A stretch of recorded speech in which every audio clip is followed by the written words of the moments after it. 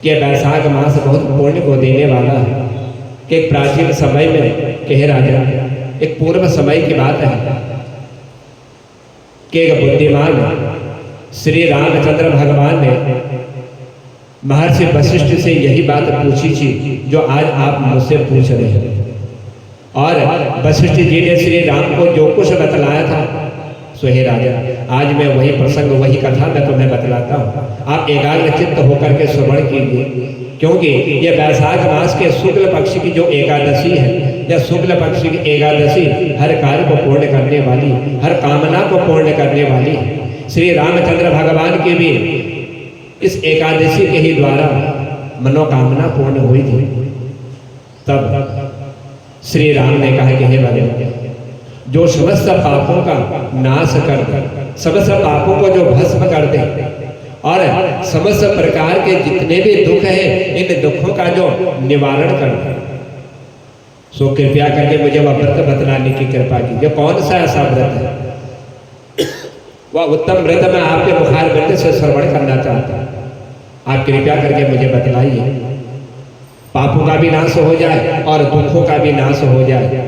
तो वशिष्ठ जी श्री रामचंद्र भगवान से कहने लगे, और जब भगवान युधिष्ठिर से कहते हैं, युधिष्ठिर, यही प्रसंग यही कथा मैं आपको बतलाता हूँ, आप श्रवण कीजिए कि आज ऋषि वशिष्ठ जी ने श्री राम जी से कौन सी वैशाख शुक्ल पक्ष के एकादशी का जो महत्व है, जो कथा वह श्रवण कराया था। आप भी एकाग्रचित्त होकर के इसका श्रवण कीजिए। कहने लगे वशिष्ठ जी श्री हे रघुनंदन के हे राम, तुमने आज जो प्रश्न पूछा हुआ है यह बहुत ही श्रेष्ठ और उत्तम प्रश्न है। मनुष्य तुम्हारा नाम लेके ही जो है शुद्ध हो जाता है। ये तुम्हारे नाम की महिमा इतनी अपरंपार है कि उसको व्रत करने की भी आवश्यकता नहीं पड़ती, जो तुम्हारा नाम ले लेता है। लेकिन इस संसार में लोगों की हित की इच्छा के लिए और पवित्र को भी पवित्र बनाने के लिए उत्तम से उत्तम जो व्रत है उसका वर्णन मैं तुम्हें बतलाता हूँ। कि वैशाख मास के जो शुक्ल पक्ष आती है, सो हे राम, उस वैशाख मास के शुक्ल पक्ष की जो एकादशी होती है, उस एकादशी का नाम जो है मोहिनी एकादशी। सो हे राजा, यह सब पापों को हरने वाली और सबसे श्रेष्ठ और उत्तम एकादशी है। इसके व्रत के प्रभाव से मनुष्य जो है इस संसार के मोहजाल में जो फंसा होता है, उस मोहजाल से भी और पाप के समूह से भी उसको जो मुक्ति प्राप्त हो जाती है, मोक्षगामी हो जाता है। यह एकादशी जो है इतनी सुंदर और पुण्य को देने वाली। सो हे राजा, एक प्राचीन समय की बात है कि एक बार परम पवित्र सरस्वती नाम की जो नदी थी, उस सरस्वती नदी के तट पर एक रमणीय बहुत सुंदर जो है भद्रावती नाम की एक सुंदर जो है नगरी बसी हुई। सो हे राजन, वहाँ पर जो है एक धृतिमान नाम का एक राजा जो उस नगर में निवास किया करता है, जो चंद्रवंश में उत्पन्न हुआ था। लेकिन यह राजा जो है सत्य प्रतिज्ञ, जो ये संकल्प ले लेता उसे यह विचलित नहीं होता, सत्य का पालन किया करता था। राज्य करते थे सत्य का पालन करते हुए। तो हे राजा, उसी नगर में एक वैश्य भी रहा करता था, जो धन धान से परिपूर्ण और बहुत ही समृद्धशाली था। बहुत धन इसके पास था, वैभव था, राज्य था। सो हे राजा, ये जो वैश्य था, इस वैश्य का नाम जो है धनपाल था। यह धनपाल के नाम से विख्यात है। यह सदा जो है पुण्य कर्म में ही लगा रहता, जितना भी हो पुण्य का ही काम करता, लेकिन पाप कर्म से हमेशा जो है बचता रहता था। और दूसरों के लिए कुआं खोदना, मठ बनाना, बगीचे, तालाब बनवाना, यही इसका जो है नित्य कर्म है। जहाँ पर पानी की व्यवस्था नहीं होती, उस गांव में जा करके यह कुएं बनवाता था और प्यासों के लिए पानी की सुविधा दिया करता था। भगवान श्री विष्णु की भक्ति से उसका हार्दिक अनुराग लगा हुआ, यह हमेशा जो भगवान विष्णु की पूजा किया करता था और उसके बाद ही यह अपने अन्य कार्य को किया करता था। सो हे राजा, ये जो वैश्य था, ये राजा, ये बहुत ही शांत स्वभाव था। ये कभी क्रोध नहीं करता और ना ही किसी से या कभी जो है लड़ाई झगड़ा किया करता। भगवान की कृपा से इसकी 5 संतानें और उसमें जो सबसे जो पहला सबसे श्रेष्ठ बड़ा पुत्र था उसका नाम था सुमना और दूसरे पुत्र का नाम था धृतिमान, तीसरा था मेधावी, चौथा था सुकृत और जो 5वां इसका पुत्र हुआ वह 5वें पुत्र का नाम था धृष्टबुद्ध।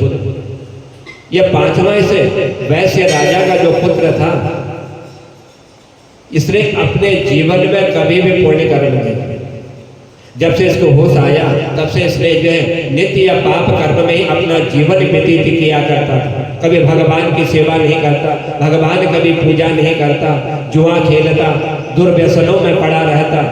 इनमें इसकी जो बड़ी आसक्ति थी। भगवान के मंदिर में इसकी कभी आसक्ति नहीं रहती, भगवान का कभी नाम नहीं लेती कि पिता जो भगवान विष्णु का अनन्य भक्त है और ये जो है दुर्व्यसनों में, जुआ खेलने में, इनमें इनकी आसक्ति जो है बनी रहती थी और यह नित्य जो है वैश्याओं से मिलने के लिए जो है लालायित रहता था।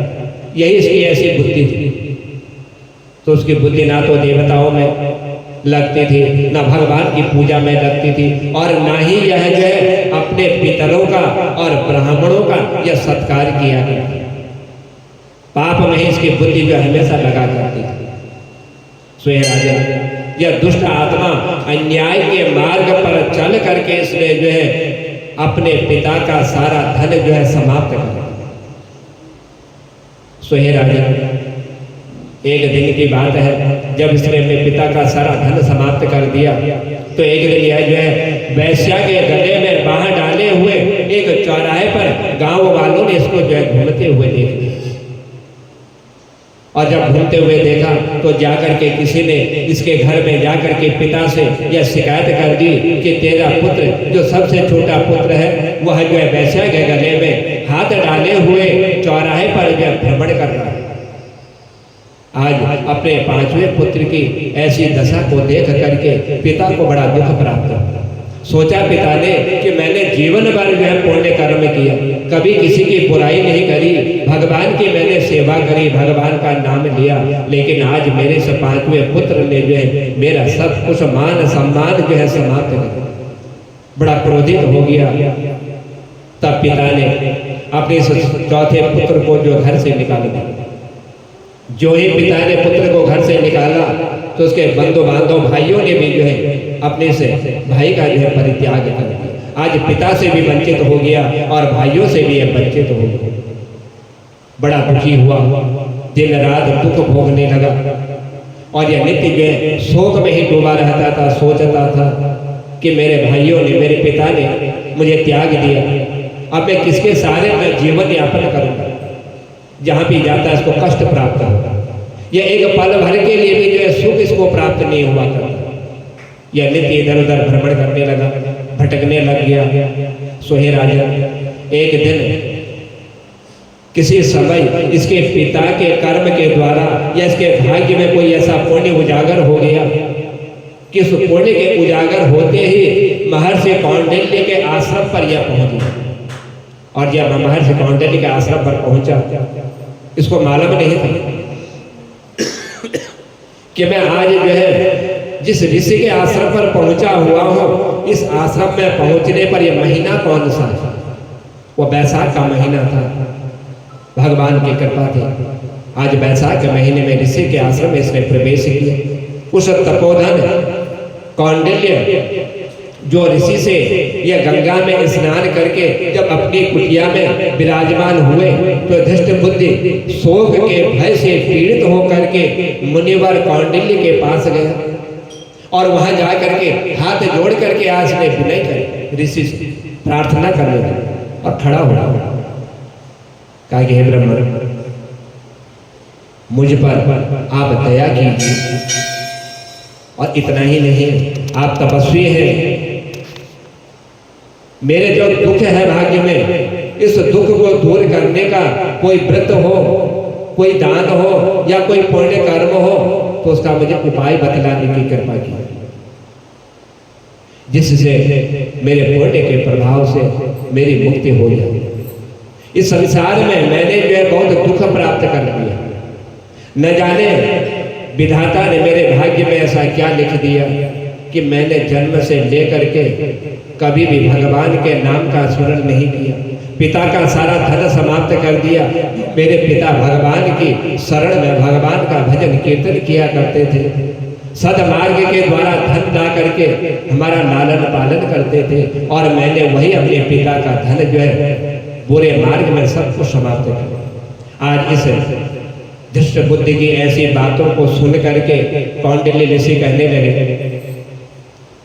कि वैशाख मास के शुक्ल पक्ष में एक मोहिनी नाम की एकादशी आती है, और यदि तुमने श्रद्धा भक्ति युक्त होकर के इस एकादशी का यदि उपवास कर लिया, इस एकादशी का यदि तुमने व्रत कर लिया, तो तुम्हारे जन्म जन्मांतर के जो पाप है या पाप तो समाप्त होंगे ही, और तुम्हें जो है मोक्ष भी जो है प्राप्त हो जाएगा।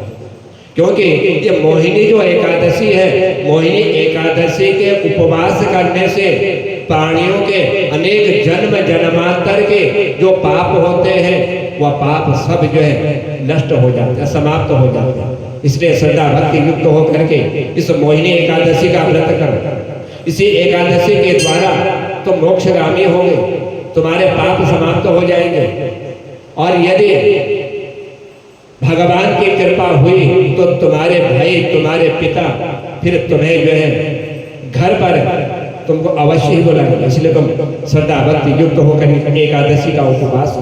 आज जब वशिष्ठ जी श्री रामचंद्र को इस वैश्य राजा का यह दृष्टांत बतला रहे थे, तब श्री रामचंद्र भगवान जो है आज मुनि के ऐसे वचन सुन करके वह जो दुष्ट बुद्धि नाम का जो उस राजा का पुत्र था पांचवा, यह बड़ा प्रसन्न हो। इसका हृदय आज जो है जो दुख हृदय में था वह सारा दुख इसका शांत हो गया, जब कौंडिन्य नाम के ऋषि के द्वारा इस एकादशी की महिमा का इसने वर्णन किया। और उसने कौंडिन्य के उपदेश से आज जो है विधि पूर्वक इसने मोहिनी एकादशी का या उपवास व्रत करना इसने प्रारंभ किया।